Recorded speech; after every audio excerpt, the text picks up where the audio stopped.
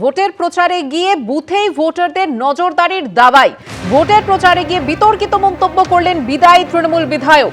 Polling এজেন্টরা শুধু খেয়াল রাখবেন আঙুলটা কোন দিকে যাচ্ছে, আঙুলটা ওপরের দিকে যাচ্ছে নাকি নিচের দিকে নামছে। কি বলেছেন তিনি দেখুন।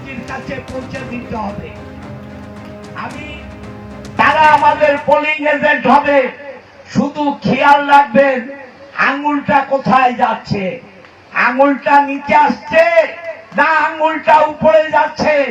আর আঙুল দেখে বিকেলে যখন F7 জমা দিতে যাবেন বলে দেবেন, দাদা এই বুথে এত ভোটে জিতছি, আমার 361টা বুথ, 361টা বুথে প্রতিটা বুথে ঘাটের উপর জেলা ফুল পথ পথ করে উঠবে, পথ পথ করে উঠবে, পথ পথ করে উঠবে।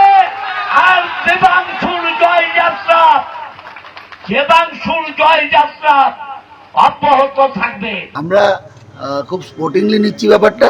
আমরা দেখতে চাই যে কোনো প্রিসাইডিং অফিসার কোনো এরকম কিছু করে দিক যে মেশিনের একদম বোতামটা টিপতে টিপতে একদম নিচু হয়ে যাক আর তারপর সব ভোট ওদিকে চলে যাক।